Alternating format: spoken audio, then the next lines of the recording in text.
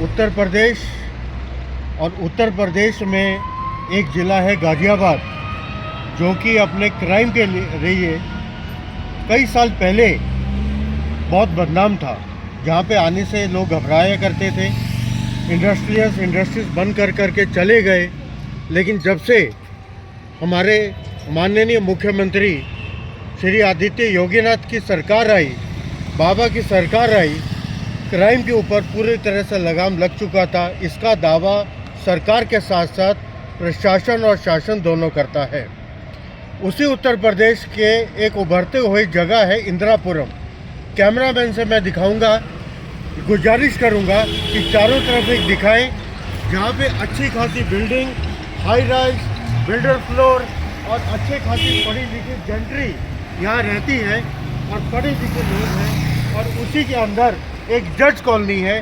सामने मैं कैमरामैन को बोलूँगा कि दिखाए, वैशाली सेक्टर 9 जज कॉलोनी। ये जज कॉलोनी है गाज़ियाबाद के अंदर।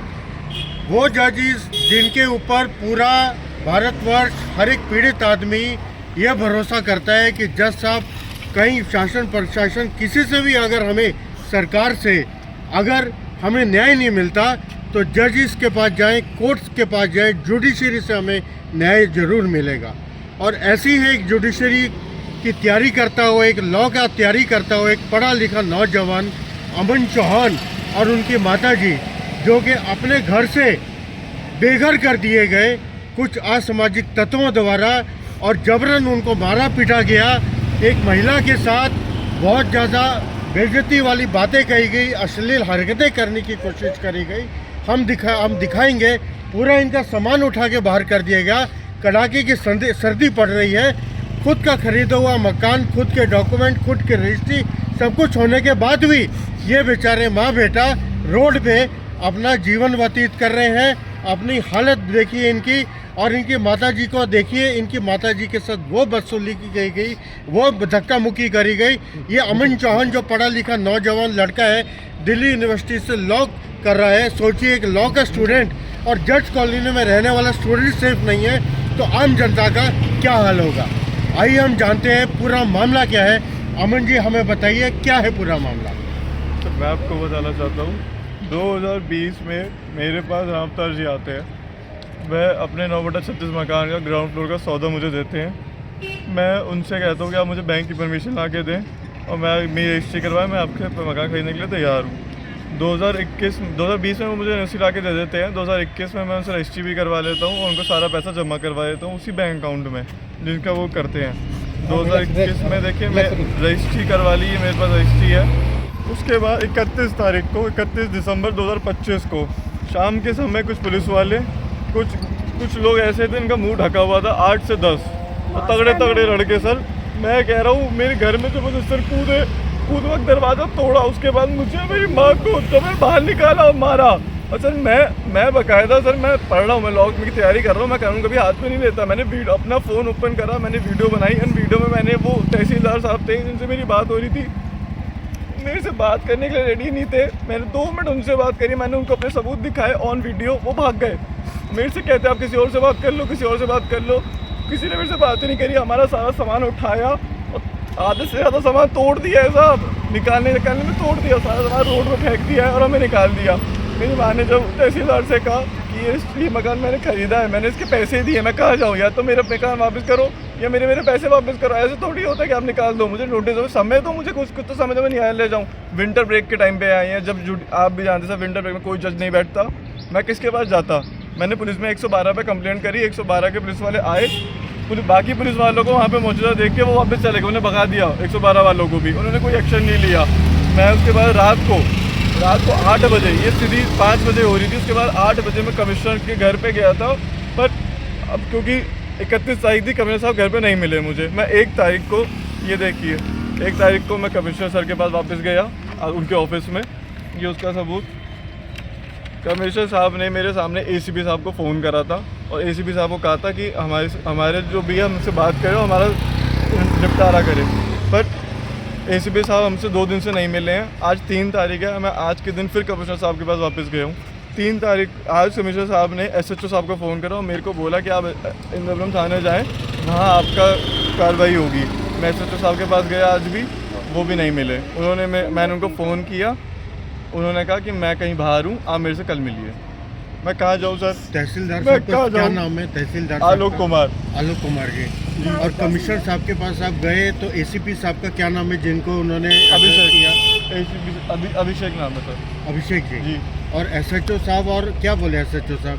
SHO साहब मिले ही नहीं है, ACP साहब भी नहीं मिले मेरे से। मैं नया लेके चक्कर काटे जा रहा हूँ।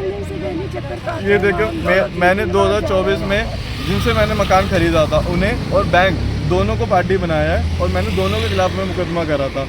कोई पेश नहीं होता, कोई भी पेश नहीं होता, मेरी बिल्कुल सुनवाई नहीं हो रही। मेरा सारा सामान बाहर निकाल दिया। आप बताओ मैं कहाँ जाऊँ? मेरे को मारा था क्या? सारी कहते हैं हम कराएंगे इसको, लोग मेरे सामने। आपकी माता जी के साथ भी बदसलूकी हुई, उनको भी मारा गया? मेरे माता जी के साथ जो लोगों ने नकाब पोश पहना था, जिनका मुंह ढका हुआ था, उन्होंने उनके गलत से गलत जगह हाथ लगाया है।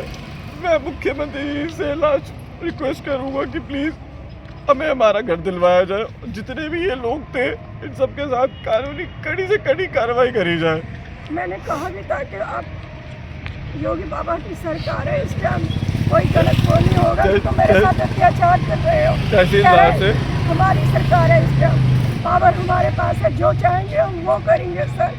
मैं हाथ जोड़ती रही तहसीलदार के, SHO साहब और ये जो आए थे बैंक के, नहीं मुझे ऊपर जो मर्जी कर लो, आप मुझे मेरे घर से मत निकालो। मेरे बच्चे के पेपर आ रहे हैं मार्च में, उसकी किताबें वहाँ पर ये लगा लो।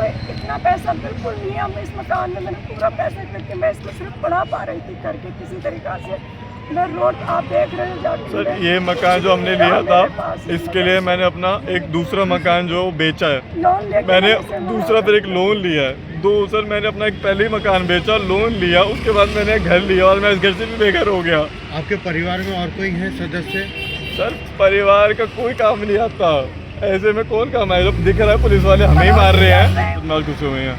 आप जाके देखो, बहुत सारे बदमाश हैं। अब क्या आपको जबरदस्ती मकान बेचने के लिए कहा जा रहा है या क्या कह रही है? हमें तो भगा दिया गया है कि तुम छोड़ भाग के जाओ, नहीं तो हम मेरे बेटे को धमकी देते हैं, इसको यहाँ से लेके जाओ, यहाँ से और अपना सामान ले जाओ, वरना तुम्हें लड़के को गायब कर देंगे। हम तुम्हें उठवा देंगे यहाँ से, तुम जानते नहीं हो। और पुलिस की तरफ से कोई कार्रवाई नहीं हुई? पुलिस हमसे बात भी नहीं करने को रेडी। आपने DM साहब से मिलने की कोशिश करी? मैंने DM साहब से मिलने की कोशिश करी, मैं DM साहब के पास भी गया। DM साहब ने वो आगे ADM साहब के पास कंप्लेंट को मेरी फॉरवर्ड करा। ADM साहब ने आगे तहसीलदार को फॉरवर्ड करी है, और कोई तहसीलदार का कोई रिप्लाई नहीं है उस पर। तो यहाँ के कोई विधायक, सांसद आपकी मदद के लिए कोई आगे नहीं आया? कोई नहीं आ रहा सर, कोई भी नहीं आ रहा। सब अंदर हो गए थे जिस टाइम ये लोग सारे आए थे मास्क पहन के, और सब ये कहते हैं कि आप इनको यहाँ से करवाओ जल्दी। जिस दिन आपको घर से निकाला गया था, उस दिन कितने बजे का वाक्या पूरा, और कौन कौन लोग थे वहाँ पर? सर, करीबन 5 या 6 बजे की बात है। कौन लोग थे इस टाइम पे? सर, वहाँ तहसीलदार था, और बैंक के एक अधिकारी थे, और police 2 star, sub inspector, head constable और 15 पुलिस वाले और थे। उसके उनके साथ 12 मुंह ढके हुए तगड़े लड़के थे, जिनका कोई लेना देना नहीं है पुलिस से, ना किसी बैंक से, ना किसी से। 25-30 लोग थे मतलब? जी। और वो कैसे अंदर घुसे वो? सर, वो जो मेरे घर पे आप जाके देखोगे, बाहर जो स्टील का गेट है, आप वो वहाँ से कूदे। उनके पास गैस कटर थे, वो पहले से तैयारी करके आए हैं सर। उन्होंने गैस कटर से वो ताला तोड़वाया हमारा, और बाकी सब लोगों को घुसवाया। उसके बाद लक्कड़ का गेट था हमारा, जो हमारे घर के अंदर का गेट है, उन्होंने वो तोड़ा। उसके बाद मैं मेरी माँ ड्राइंग रूम में बैठे हुए थे, खींच करके बाहर निकाला। और जब सर ऐसे हम बाहर तो नहीं निकलेंगे, अपने घर से कुछ क्यों निकल रहा, कुछ तो बचाओ। तो मुझे सबूत दो कि उसके बाद मेरी माँ से छेड़छाड़ करी थी, मुझे मारा था। तो आप लोगों को कोई सूचना है या कोई नोटिस वगैरह? सूचना नहीं, कोई नोटिस नहीं। आज तक मुझे मेरा या मेरी माँ के नाम पे कोई नोटिस रिसीव नहीं हुआ है, कोई भी आज तक।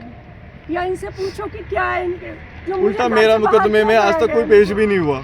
क्या आप लोगों के साथ उन्होंने कोई मारपीट या कोई टिप्पणी करी है? मेरे को तो अंदर घर से लेके बाहर तक मारते हुए ले गए, और मेरी माँ के साथ भी करा है। जिस तरीका से उन्होंने मुझे खींच के जहाँ से पुलिस वालों ने निकाला है मुझे, और वो जो आए थे उन्होंने मेरे सारा सामान तोड़ दिया। आधे से सामान मेरा भी घर में अंदर है, कहते हैं ये हमारा है। आप बंद करके बैठ गए उसमें, और जो निकाला वो इतना मेरे सब चीज़ें तोड़ दी है। माय लॉर्ड, मैं यूपीएससी की तैयारी भी कर रहा हूँ। मैं ट्यूशन पढ़ा के ना 2 लाख रुपए इकट्ठे करे थे 1.5 साल में। मैंने भरी थी? अपनी फीस भरी है अकेडमी की फीस भरी है, किताबें लाया हूँ मैं, सारी किताबें जला दी इन्होंने मेरी एक ही दिन में। लैपटॉप से पढ़ रहा था, मेरा उसको लैपटॉप तोड़ दिया। ये 2026 में सब यूपीएससी चीज़ का लगी अटेम्प्ट देने रहती थी, वाला पढ़ था। रहा था, सारी चीजें तोड़ दी। मेरी सारी आपके चीजें माता कर जी दी। के जो आभूषण पैसा वैसा सब छीन लिया। वो तो इन्होंने हमें अभी सब तक कुछ कर मिला ही दिया। नहीं है। हमारा सारा सामान ऐसे तोड़ फोड़ करके ये रोड तो के बाहर जो पड़ा हुआ है। मोटा-मोटा उसमें सामान- कई मोटा सामान पता ही फेंक नहीं है, दिया कई जो सामान तो मोटा- गायब मोटा है। सामान है, और जो मेन चीज़ है वो तो सब इन्होंने अपने पास ही रख रखा है, हमें नहीं दिया, हमें जाने नहीं दिया बाहर।